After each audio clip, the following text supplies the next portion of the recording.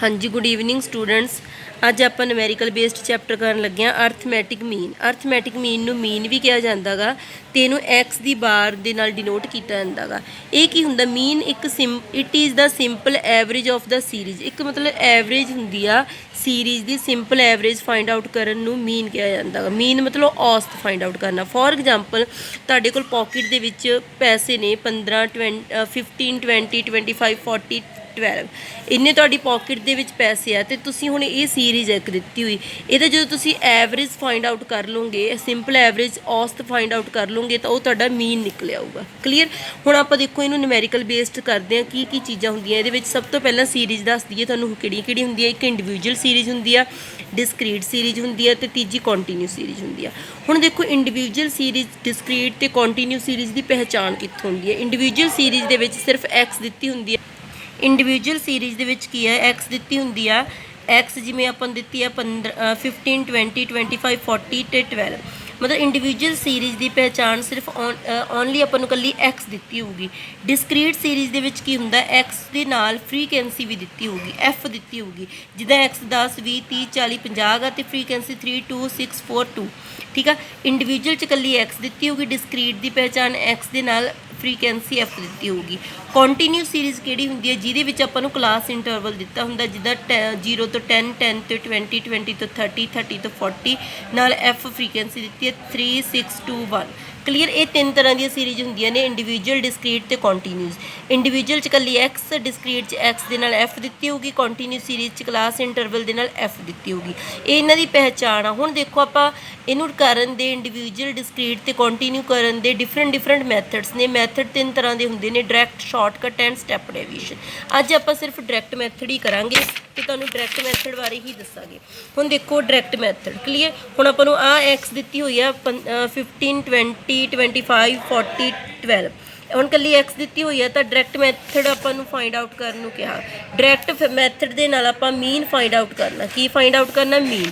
तो मीन का देखो फॉर्मूला की हुंदा equal to sigma x upon n. Sigma means हुंदा जोड़। काहदा जोड़? एक्स दा। मतलब sum of. Sigma means sum of मतलब जोड़। सम ऑफ करना काहदा करना? एक्स दा डिवाइड एन।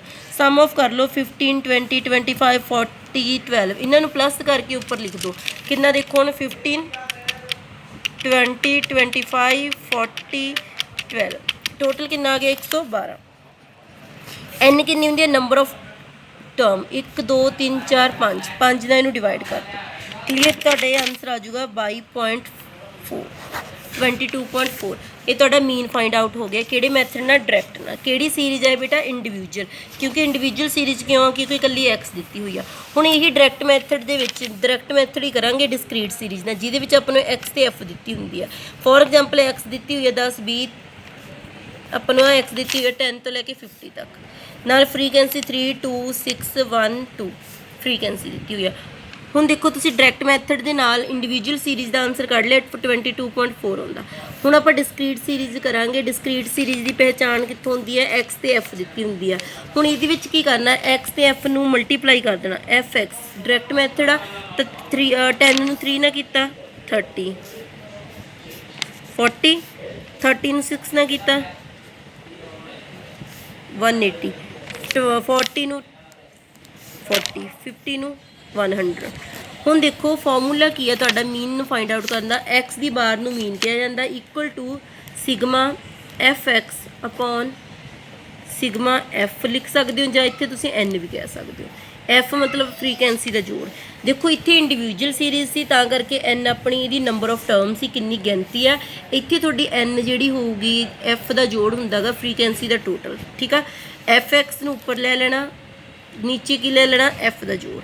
क्लीयर। ਇਹਦਾ टोटल कर लेना। ਇਹਦਾ टोटल आ गया 390 डिवाइड सिग्मा एफ कितनी है 40 3 इनू हुण तुसीं डिवाइड कर दो 39 डिवाइड किया 14 तुहाडा आ गया 27.8।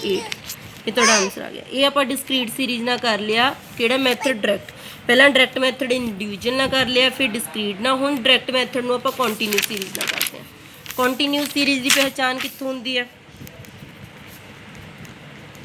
तुहानूं पता ही है क्लास इंटरवल दिता होगा 0 तो 10 10 ਤੋਂ 20, 20 ਤੋਂ 30, 30 ਤੋਂ 40, 40 ਤੋਂ 50, 50 ਤੋਂ 60 ਨਾਲ ਤੁਹਾਨੂੰ ਫ੍ਰੀਕੁਐਂਸੀ ਦਿੱਤੀ ਹੋਊਗੀ 3 6 12 10 2 1 ਕਲੀਅਰ।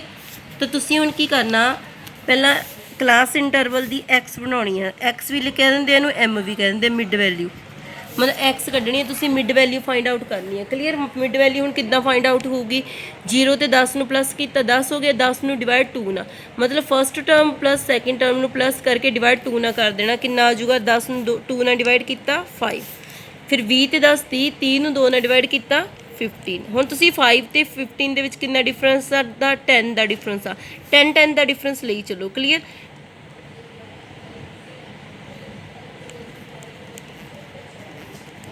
ਕਲੀਅਰ। 10 ਦਾ ਡਿਫਰੈਂਸ ਲੈ ਲਓ। ਲਾਸਟ ਵਾਲਾ ਜੇ ਤੁਸੀਂ ਕਰਕੇ ਦੇਖਣਾ 50 ਤੇ 60 ਨੂੰ ਪਲੱਸ ਕਰਕੇ 2 ਨਾਲ ਡਿਵਾਈਡ ਕਰ ਦਿਓ। ਹੁਣ ਤੁਹਾਡੀ ਫਿਰ ਕੀ ਬਣ ਗਈ, ਇਹ ਡਿਸਕ੍ਰੀਟ ਸੀਰੀਜ਼, ਮਤਲਬ ਕੰਟੀਨਿਊ ਸੀਰੀਜ਼ ਨੂੰ ਕਨਵਰਟ ਕਰ ਦਿੰਦੇ ਆਪਾਂ ਕਿਹੜੀ ਸੀਰੀਜ਼ 'ਚ, ਡਿਸਕ੍ਰੀਟ ਸੀਰੀਜ਼। ਡਿਸਕ੍ਰੀਟ 'ਚ ਕਨਵਰਟ ਹੋ ਗਈ, ਐਫ ਬਣ ਗਈ। ਹੁਣ ਫਿਰ ਸੇਮ ਐਫ ਨੂੰ ਮਲਟੀਪਲਾਈ ਕਰ ਦੇਣਾ, ਉਹਦਾ ਟੋਟਲ ਕਰ ਦੇਣਾ ਤੇ ਐਫ ਦਾ ਟੋਟਲ।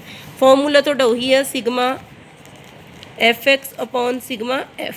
ਕਲੀਅਰ। ਜਿੱਦਾਂ ਤੁਸੀਂ ਡਿਸਕ੍ਰੀਟ 'ਚ ਕੀਤਾ ਸੀ, ਬਿਕੋਜ਼ ਤੁਸੀਂ ਕੰਟੀਨਿਊ ਸੀਰੀਜ਼ ਨੂੰ ਡਿਸਕ੍ਰੀਟ 'ਚ ਕਨਵਰਟ ਕਰ ਲਿਆ, ਐਕਸ ਐਫ ਹੋ ਗਈ ਤੁਹਾਡੀ, ਐਫ ਨੂੰ ਮਲਟੀਪਲਾਈ ਕਰਕੇ ਉੱਦਾਂ ਹੀ ਫਾਰਮੂਲੇ 'ਚ ਪੁੱਟ ਕਰ ਦੇਣਾ।